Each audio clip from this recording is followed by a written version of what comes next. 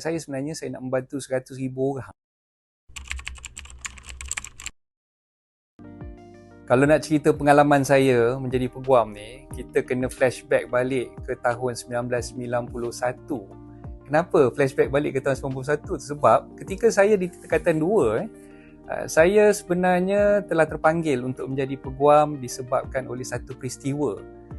Satu peristiwa yang melanda keluarga saya ketika itulah. Yang mana peristiwa tersebut saya ada coretkan di Facebook page Hartanah dan Anda, dan saya juga ada tulis berkenaan dengan cerita tersebut di buku saya 77 Tips Gempak Miliki Hartanah dengan Bijak.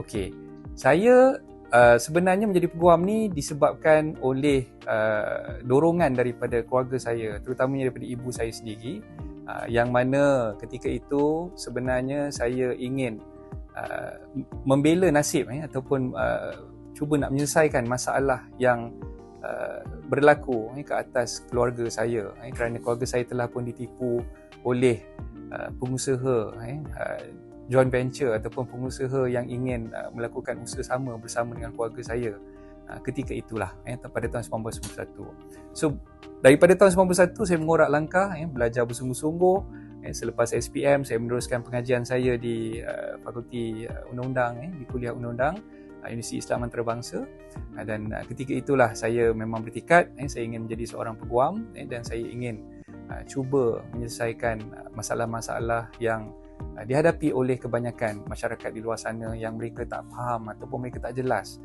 yang berkaitan dengan perundangan hartanah. Jadi ketika itulah saya mengorak langkah untuk menjadi seorang peguam, dan pada tahun 2002 saya telah dipanggil ataupun call to the bar menjadi seorang peguam bilik dan peguam cara Mahkamah Tinggi Melaya. Sejak daripada tahun 2002 saya menjadi seorang peguam, mula-mula bekerja di firma guaman di Johor Bahru, kemudian saya berpindah ke Kuala Lumpur pada tahun 2004, dan pada tahun 2004 saya berkhidmat masih lagi makan gaji berkhidmat di sebuah firma guaman di Kuala Lumpur, dan pada tahun 2011 saya mengorak langkah untuk membuka firma guaman saya sendiri, iaitu firma Tuan Saleh and Isaac, yang ketika itu mula-mula sekali berpangkalan di Taman Sungai Besi Indah, Seri Kembangan, Selangor. Kemudian pada tahun 2019 saya berpindah pula, lokasi pejabat tu berpindah di Bandar Tun Sri On, Ceras, seperti mana pejabat yang tentu perempuan boleh nampak sekarang inilah. Okay, jadi sejarah Tuan Saleh Isaac ni sebenarnya, bila saya menubuhkan firma Tuan Saleh Isaac, memang fokus saya adalah untuk bidang hartanah. Saya memang berpengalaman luas dalam bidang perundangan hartanah sejak daripada tahun 2002 lagi, dan ketika saya menubuhkan firma guaman tersebut, memang saya bertekad saya akan membantu seramai mana masyarakat yang boleh, sebab target saya sebenarnya saya nak membantu 100,000 orang.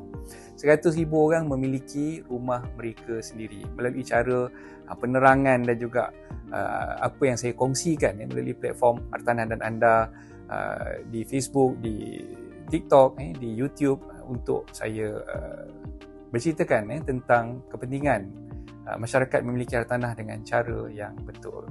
Itulah sedikit sebanyak tentang firma guaman Tuan Saleh Isaac.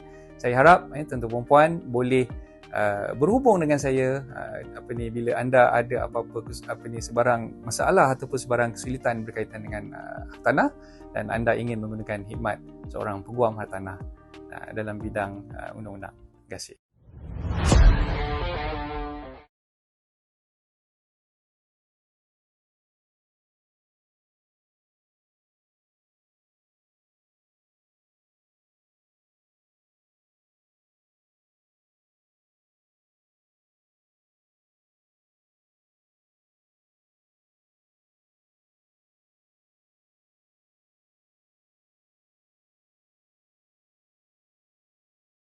Pada tahun 2020 pula 2002. Okey.